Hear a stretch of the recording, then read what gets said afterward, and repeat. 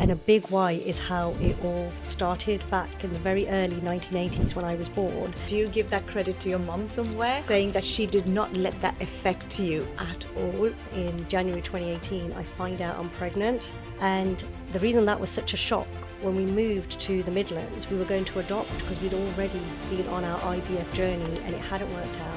In an alien country, language was going to be a barrier. But how was she going to survive without a man? Did it somewhere give you fire, or was it somewhere like burden? And very quickly, things started spiraling out of control. And I realised later on, I'd started having symptoms of postpartum depression. I've just got the one thing that I wanted more than anything else in the world. It wasn't making sense. The burden was because no matter what I did, it just didn't seem to be enough. It just feels like I've moved on so far with my life. I feel like I'm telling someone else's story.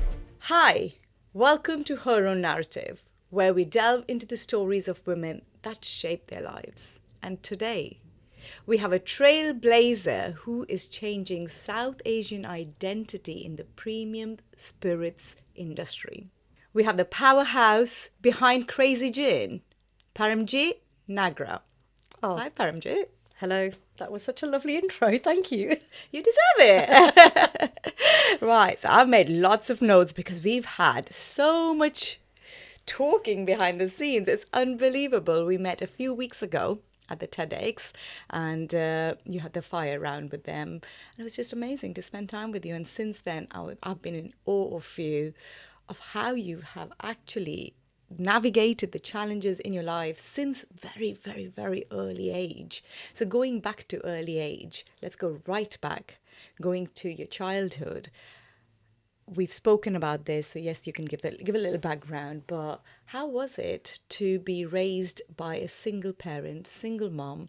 In those days, it wasn't, especially culturally, it wasn't something which was accepted widely. So give us a little background and how it shaped you then. This is actually the second time I'm talking about it. Normally I've done interviews and podcasts and it's all about Crazy Gin, how did you start? And then something just happened at TEDx where I felt like I don't want to talk about the gin. I want to talk about the journey. I want to talk about the why. And a big why is how it all started back in the very early 1980s when I was born. And I think through talking, I've started to make sense of it all. This is something that I've had as a part of me, but I've hidden it for so long because it was not deemed as, I was told by everyone, we don't talk about these things. This is not sweep it under the carpet and just carry on with life. But yeah, I grew up in the early 1980s. My mom had only been in the country for a year or so. She fell pregnant with me. She had me, but she was in an abusive relationship, mentally and physically. And she made the brave decision to leave my biological father and to be on her own because it was much safer for her to do that. But surrounded by everyone else, it didn't seem to be the right decision for her because how was she going to survive in an alien country? Language was going to be a barrier, but how was she going to survive without a man? And it feels so weird now to reflect back on that because I'm so far removed from that viewpoint or even thinking people, and unfortunately some people still think like that even in 2025. They do. But it just feels like I've moved on so far with my life. I feel like I'm telling someone else's story. It doesn't even belong to me. That's so interesting, isn't it? But do you give that credit to your mum somewhere, saying that she did not let that affect you at all? Definitely. She was told very early on that she needed to just leave me with my dad. She could get on with her life. She could get remarried. She could start afresh. There was also talk about, you've had a daughter. There wasn't much value on my life. I remember her telling me her mother-in-law never came to see her in hospital. And one of the things she said to her in Punjabi, or to my mum's extended family in Punjabi, was, we'd got bored of seeing your face and now there's another one that's turned up. And to me, oh my gosh, that's horrible. And coming from a mother and coming from a woman, I just can't even fathom what goes through someone's head. So then as I was growing up, I don't see it as rightfully or wrongfully. I just feel like it was just a different time. There was this huge expectation and every moment I had an interaction with someone, I was constantly reminded, your mother's made a lot of sacrifices for you, so you need to make sure you don't let her down. So was that pressure, constant pressure on you? Did it somewhere give you fire, or was it somewhere like burden? Where would you define, and how did it shape you now, sitting here, Paramjit, there? I feel like now I'm in this really, I feel very, I was going to say I feel very powerful. That doesn't seem right. I feel I've got this energy inside of me. Like I feel very empowered is the word.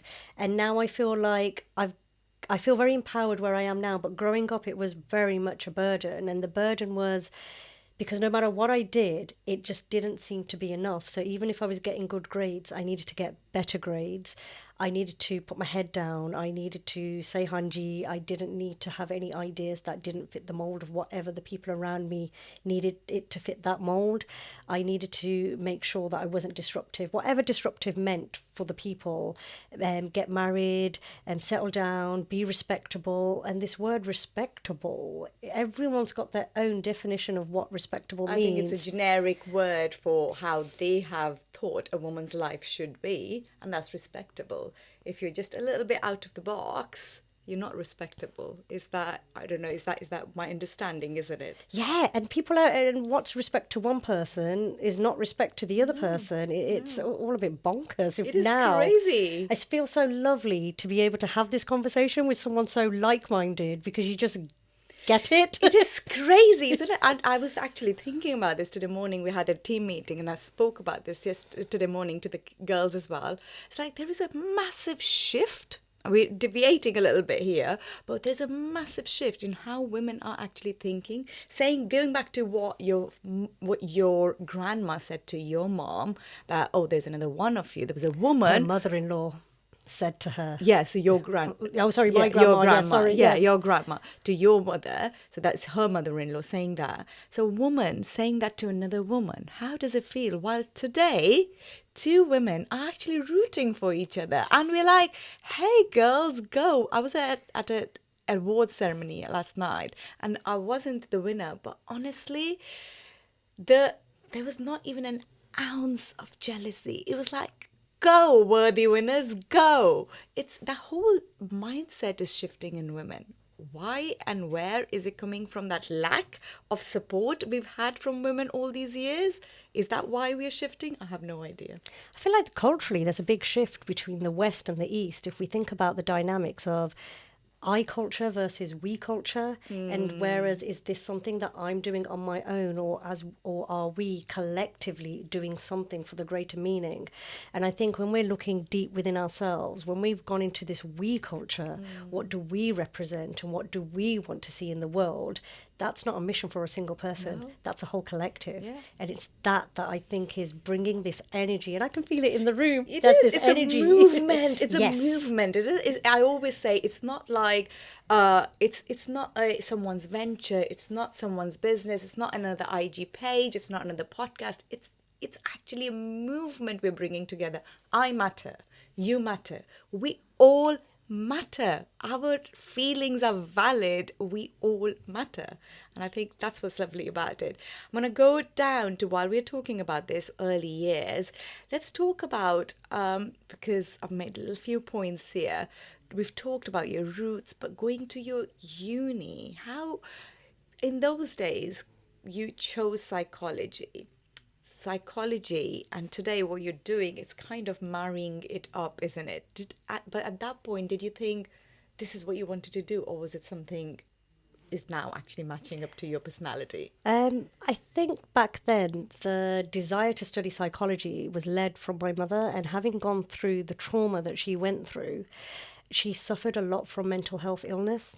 So that was something that I couldn't disassociate myself. It was all part of the parcel. This relationship I've had with my mom and the depression and everything, it was all one. It wasn't there's a separate identity there and the depression sitting over there. And I just wanted to understand it more. And I've always been a people person, and maybe from a very young age, I can join the dots now. I can see that I was always had this feeling of lacking, of never being enough and never fitting in. And I never wanted anyone else to feel like that. So that's where this whole desire was, just to understand the psyche. Why are we thinking like this? That's where that desire came from, to study psychology. And before I know it now, it's come full circle in like personal branding, business branding, that whole psychology piece. But the why, now that I'm thinking more and more about it, and I'm very fortunate to be able to get platforms where I can talk about it, I think it's that sense of belonging has always been at the core. And why are we not enough, or why are some people more than enough, and why do we need to hide certain bits, or why do we celebrate certain bits? And all of those questions I've always asked, and maybe because I was always the outsider and I never fitted in, no matter where I wanted. And even when I started my business, I was told by many people, you don't fit in. And I think with that comes some strong, it's like a superpower. When you don't fit in, you see the world slightly differently. You see it from the outside, Yes. Isn't it? And then you see opportunities, you see the flaws, you see what can be changed. Why do we have to fit the norm? And what is the norm? What is the norm? Who's making the norm? Thank you. That's crazy, isn't it? But that is what I'm talking about, is we all actually are talking about the same things.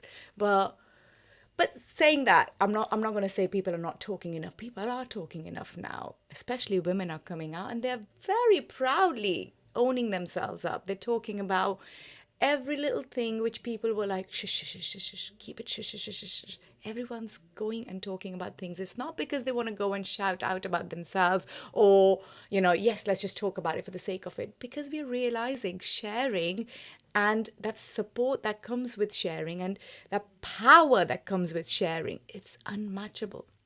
The minute you've shared, that means someone's heard you. You're seen. And you felt like, yes, I'm okay. I'm okay to share myself here. But going back 10 years ago, people wouldn't have shared like what you're sharing today. I would not have shared 10 years ago what I'm sharing today. I was a completely different person.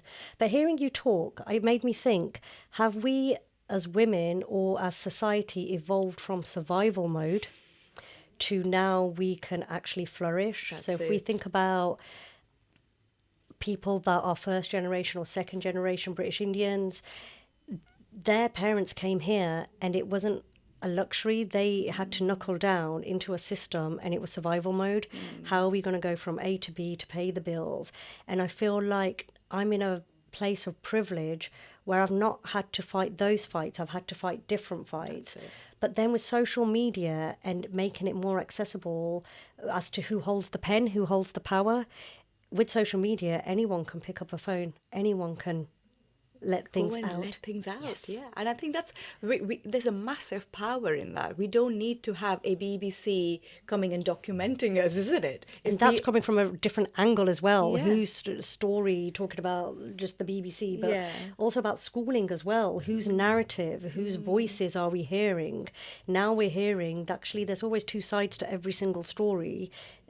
When I was growing up, it was very black and white. I'm seeing the grey, and I think a lot more of us in society are seeing the grey as well. Because all greys are coming out. We are talking about things now. It's not that it has to be a particular platform and only this person can talk, only these voices can be heard. No, each one of us can be heard.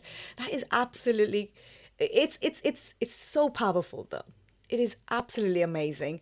Right, when you've touched upon this crazy gin, tell me about this drunken idea.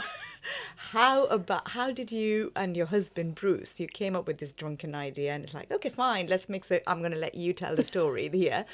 But what I want to understand is, yes, as you said, you talk about crazy gin everywhere. Yeah. How being a woman in a male-dominated industry, and I'm going to give you these figures. I don't know if you've Googled up, but I've done a bit of a research here. In the UK market, drinks market, only 2% of women actually own drinks brand. So you're one of those 2% in drinks beverage market where a woman is the founder and the owner. How was it? Was it of advantage or disadvantage? Did you have to fight? Did you have to prove yourself? Were you enough? What happened there? And how was it? Survival, or are you surviving or you're thriving? Wow. I didn't know the stat. I think looking into it, I wonder how many of that 2% are actually from a minority background. It's That would probably be even minuscule. Yes. Yeah. That makes a lot of sense as to why my journey shaped the way it did. So Crazy Gin started on a drunken Friday night over a very bad Indian takeaway. We were watching MasterChef Australia, and this food arrived, and we looked at it and we were like, this does not represent the food we eat at home. And if you're not Asian, you're not Indian, I don't blame you, but you probably think what you're getting from some of these curry houses is representative of what we eat behind closed doors. Our food is amazing. Oh, of course it is. It is layered with so many beautiful, bold flavours, but very few people have experienced what true, authentic food is. And we were just thinking about our mum's way of showing love as we were growing up was through food, through cooking and bringing people together. Yeah. But they never experimented with the drinks. And that's where this idea came from. They made things like spam sabji, which is getting a tin of spam from a cupboard and turning it into a dry, I'd say curry, like it's a sabji, and you'd eat your chapatis, your roti with it. Or if we wanted a full English fry up, you're getting torka baked beans, you're getting torka scrambled eggs, Yes. everything's coming together. But drinks, they never focused on that. So this drunken idea, it was just a conversation. If we could tell our journey of first generation British Indians through a drink, where would we begin? And we were like, our parents, my great-grandparents migrated from Punjab in northern India. And there was a bit of a thing of, I want to showcase people, India is bigger than just getting a cardamom pod and saying this one ingredient represents an entire nation. It doesn't. So I just want to tell the story of Punjab. And the drink that meant the most for both of us was lassi. It's non-alcoholic. While we're talking about it, let's get the bottle here Yes. as well. So Amazing. it's Yeah. the world's first clear lassi gin. It's got yogurt in there. It's got turmeric. It's got coriander and black pepper. It's got black cumin for some smokiness. But then to give it a really nice, creamy, smooth mouthfeel, we fat washed the entire gin with ghee. And ghee was there to add some weight, some mouthfeel, and a really nice creamy note. We wanted to elevate what Indian flavours are, but we also wanted to bring two cultures together. So I guess thinking about my upbringing now, it was never about the gin. It was saying that we can bring two cultures together and we deserve to be in premium places. That is so amazing because you know what? I'm looking at this now. And for me, lassi is white. It's milky. It's based out. It's the base is yogurt, so obviously it's milky. And this is totally clear gin. And I'm not asking you the technicalities of it because obviously you've worked it out. But that's not your background. No. You've worked in retail. You've worked in the coats. You've worked in the Met Police. So how did you distill this? Like, woman. And why I'm asking you this question is there are lots of us out there who don't believe in themselves. Yes. Who always say, oh, I don't have the experience. I don't know what to do. I don't know how to start. Is it the mindset? Once you knew what you wanted to do, how did you make that yogurt base into this clear gin? First thing I want to say, we all, no matter how successful we are in life, I refuse to believe that there's someone out there that wakes up every single day and thinks they've just nailed it. We're going to have those doubts, and that's part of being human. Otherwise, we'd be AI. True. And part of being human is that some days we're going to doubt ourselves, and other days we're going to think we are informative. We can take on the world. Yeah. So the idea, and the whole thing about having it clear, we were watching MasterChef Australia. We're big foodies, Bruce and I. We love eating and drinking. And it was Heston week. And we were like, a yogurt milkshake with haldi doesn't sound very appetizing. What would Heston do? And we were like, he'd make it look like Barney. He'd make it look like water. And unknown to us, when you distill, you don't carry through the solid, the heaviness, the weight, and all of that. It's the clear liquid that would come through. So we're like, imagine if we could take lassi and create it into a clear spirit. And then went to sleep. And then the next day, my husband was just like, I wonder if someone's made it, because if they have, I want to buy a bottle. Let's try it. and no one had made it. And then this is where that inquisitive nature comes in. Maybe no one's made it because you can't distill yogurt. Maybe it's as simple as that. And then we realised, actually, someone's made cream gin, so you can distill dairy. And then I was working, like you said, as a project manager for the Met Police at that time. So we had no intention of making it. We were like, I wonder if someone could make this product for us. Can it be done? Yeah. And then we found people, we asked them, and they said it can. And then we're like, well, what would it entail? What would it take? And then we're not ex-bankers. We don't come from a lot of money. My parents aren't business people. We were the first people in our families to venture down this road. And we were like, well, we've got some savings. Let's give it a go. What's the worst that's going to happen? Bet on yourself. You got to bet on yourself. I love that. Absolutely love that. So, there's another bottle here as well. Let's just get this one as well. So this is chai gin. This is lassi gin. And for me, it's not really alcohol or booze in this bottle. There's no gin in this bottle. There's a whole story in these bottles. And that is the most exciting. So, when I speak to you and the way you explain the flavors and everything, and I start salivating because I'm like, whoa, this is not what she's not talking about the gin. She's talking about the whole mouthful of flavors in here. Do you ever feel this is, like you've already said, this was like bringing two cultures together? Do you feel this is your story in this bottle? I think, well, the glasses, if you ever see Bruce, he wears glasses, and the glasses are actually from his glasses. It's definitely a story. So both of these originating drinks, a lassi and a chai, they're non-alcoholic drinks. It's something that's gone in our family in Punjab, in northern India, for generations. And I remember a while back, I can't remember the name of the movie. It's on Netflix, and it's about the black women, and they went to... they were helping NASA with space, hidden something. Okay. But I remember at that time reading a lot of stuff on the internet about how much impact women have had on the world and how scholars, males, have eradicated them from history. And then I started looking at my chai gin, and I just thought there were women in villages, my grandmothers and their grandmothers before them, that didn't have the voice that we are fortunate enough to have today, that they would sit there, and it used to be cowpats is how in the village they would have their fire and they would make their tea.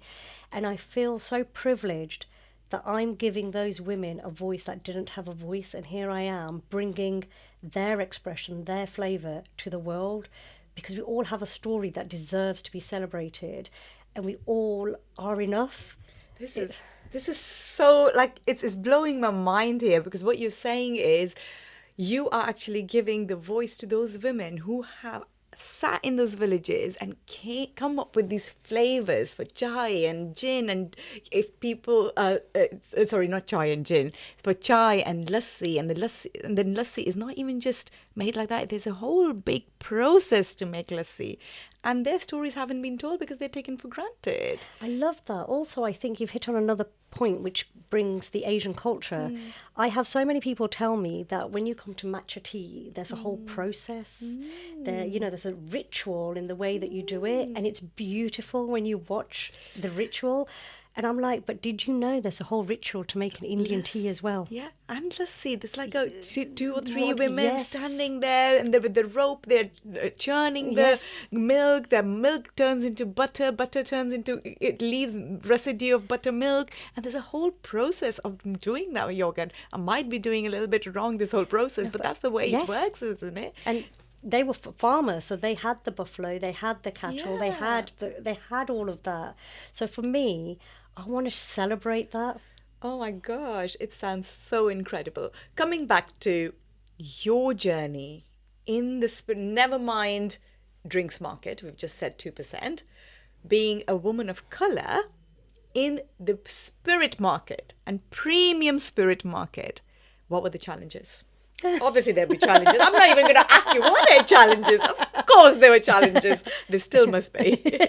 I think there was a whole thing of, I've had people say to me, I thought your lot didn't drink. Your lot. And that's whilst I'm serving drinks at the distillery. And I'm thinking now, what is my lot? Is it Asians? Is it Asian women? The one that cut a little bit deep, but it still hurts a little bit, but the armour's getting a little bit stronger. Your mum must be so disappointed in you. And I was just like, my mom, why are we bringing my mom into this? And what do people perceive her to be disappointed in? That I'm working in spirits? Where has this disappointment come from? And my mom is this amazing woman. She's my biggest advocate on the days that I'm just like, what am I doing? Should I have done this? She has this faith of this higher being, and she's just like, You've got this girl. Yeah, and it's coming from love and this whole intentional piece, and she believes in you. She's I got think that's what faith it comes. It's in faith you. and belief. Yes. Whereas other people, so before I just used to be like, oh my god, but now I just see it as an educational piece, and maybe people thought, learn from it. If you don't know any better, and I'm telling you, actually.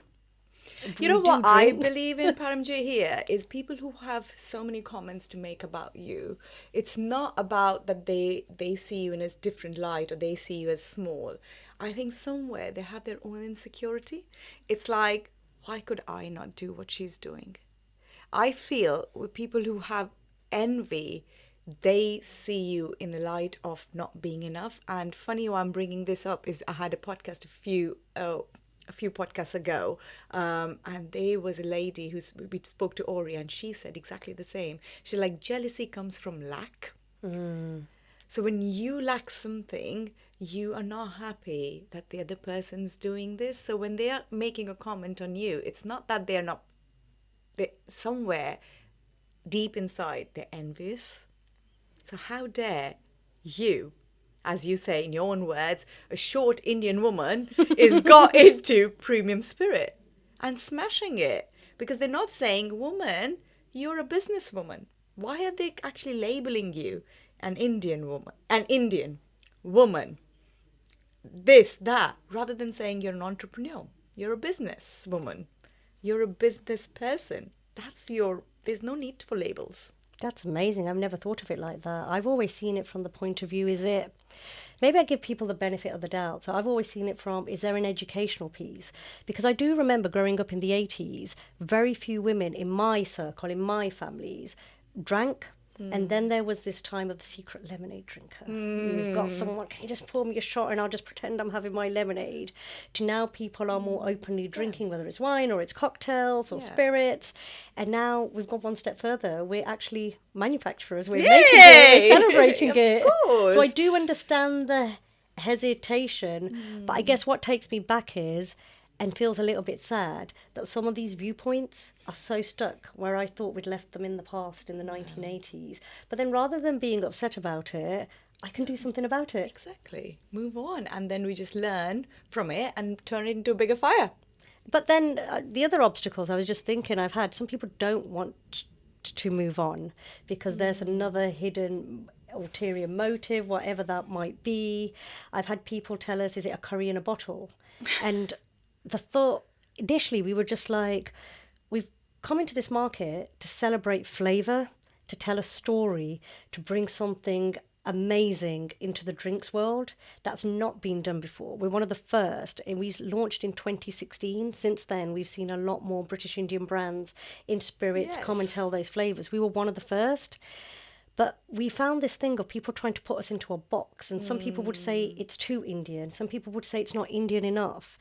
And then now that I've taken time to reflect and think about it all, I've sometimes felt it was it wasn't just about the spirit, it was about me. Am I too Indian? Because that's what some people said I was. And then other people were saying, but you're not Indian enough. And again, whose box are we trying to fit into? And why are people trying to put us into certain boxes? I was exactly going to come to that point. You think it was actually a personal dig rather than talking about your brand? Was it somewhere you took it personally and was it like, why are you insulting me? Is that a disrespect towards me? Because why are you not celebrating that I have actually created something? However it does, I've tried to create something, and obviously you've got into your first corner shop was Harvey Nichols, Knightsbridge. I wish everybody gets a corner shop like that. So women who are you listening to and you've got a brand to launch, your first corner shop is Harvey Nichols, Knightsbridge. Go for it. We all can do it. So that is absolutely an amazing story. And can I just add to that? Of course. If anyone's got an idea, don't follow the trends.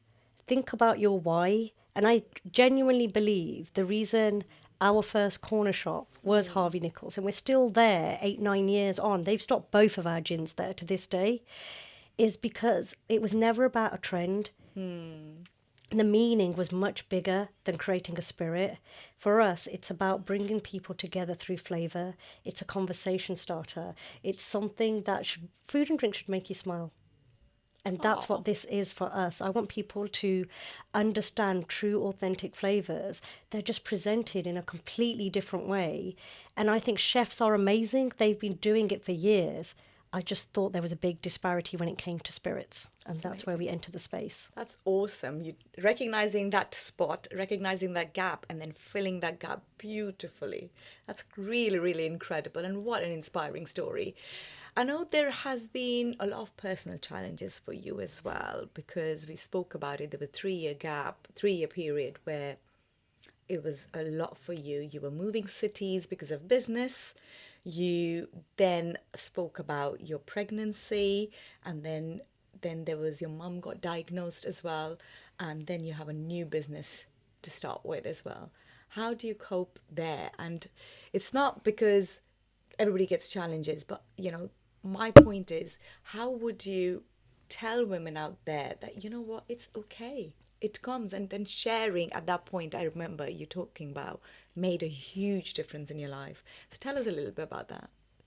Yeah, at this 3-year period, I couldn't make sense of it. It's only now that I've come out of it and I've had time to reflect on it that I realise how much I went through. So in 2016, we launched Crazy Gin. Within the first 6 months, we launched with Harvey Nichols. We were in our first Michelin-star restaurant, in our first 5-star hotel. And then 6 months into it, we got an email from the people that were producing at that time our gin for us. And it was literally a couple of lines that said, we've had a change of business model. We're going to cease external production. This is your 6 weeks notice. Wow. And we were like, oh, we've just put all of our life savings into this. We had a vision, we had a dream. And then there was this, I don't know where this embarrassment came from. And I don't know if it was now during this conversation, I'm thinking, was it the pressure that was placed on the little Paramjit that's inside? I don't want to let someone down. I don't want to turn around and say, Harvey Nichols, thank you so much for believing in us, but we can't fulfill any more orders.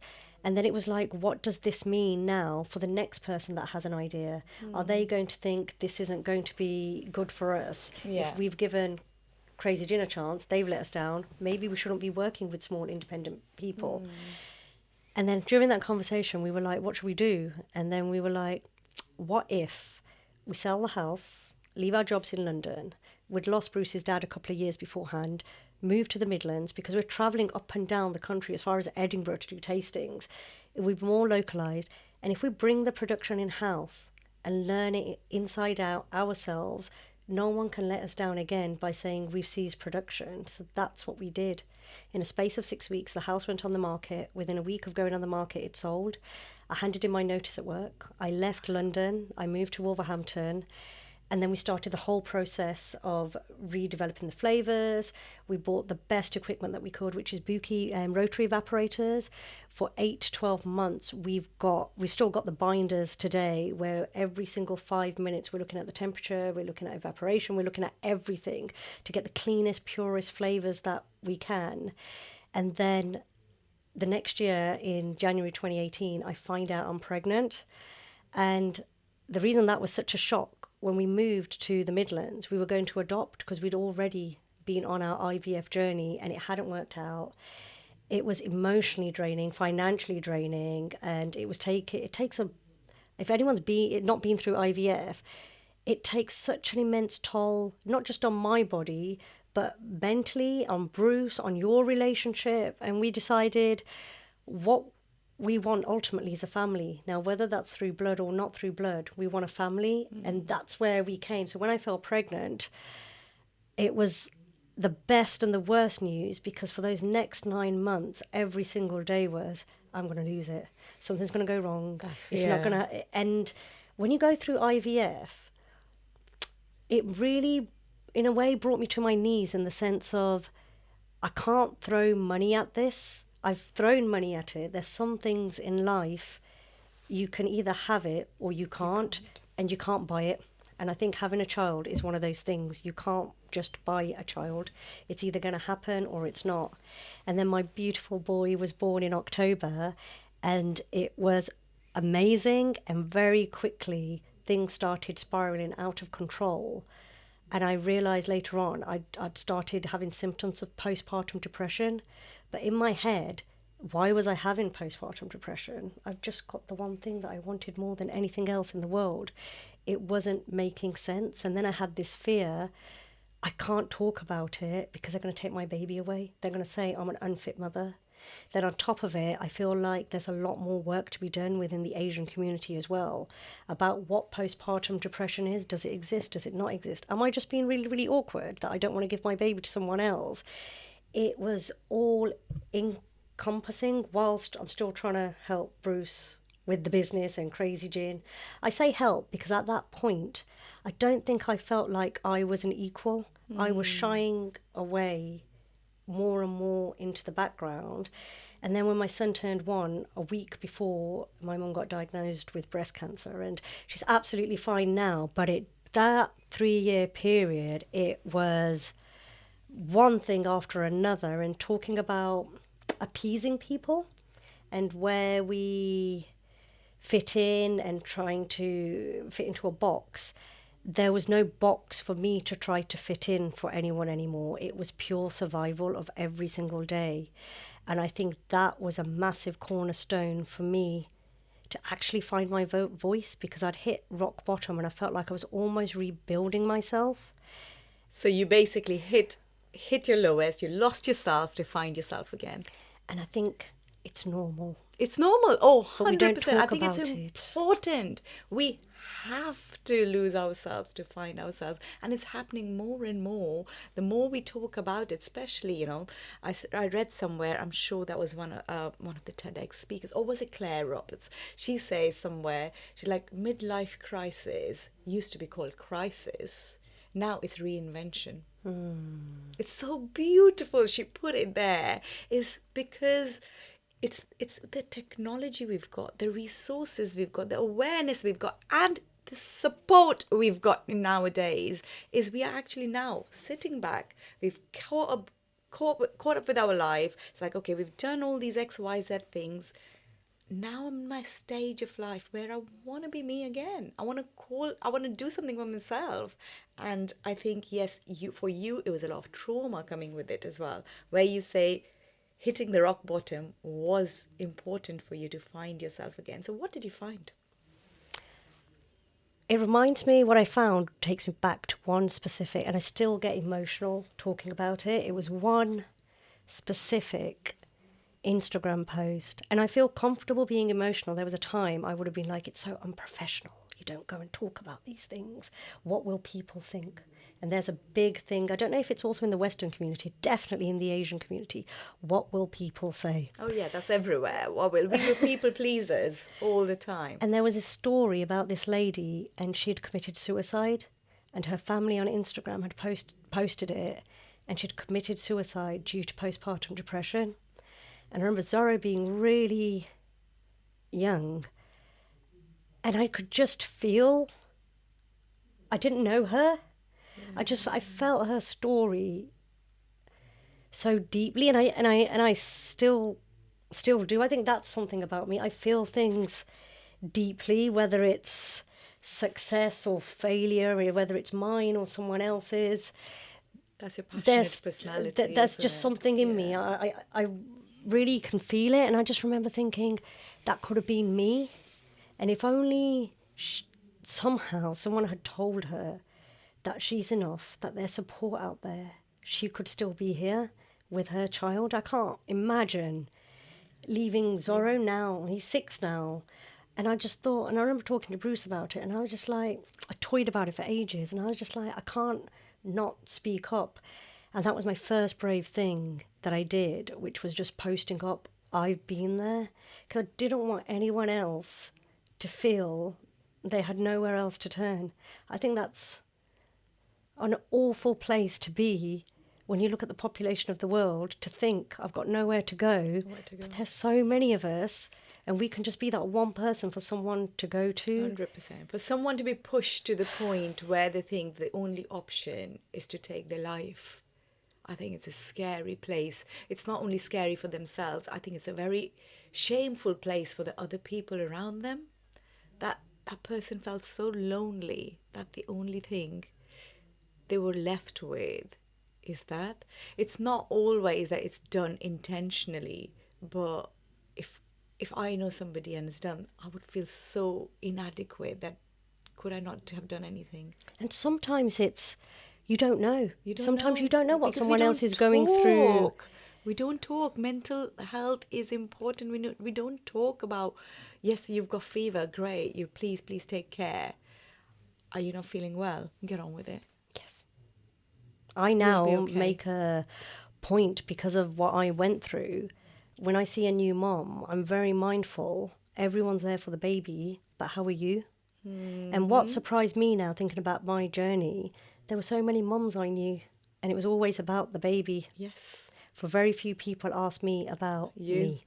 Yeah, totally. So I'm going to make sure I'm the person Yeah. that asks them about them. 100%. I totally believe in that, and I do the same. People always, oh, how cute is the baby and everything. I was like, how's the mum doing?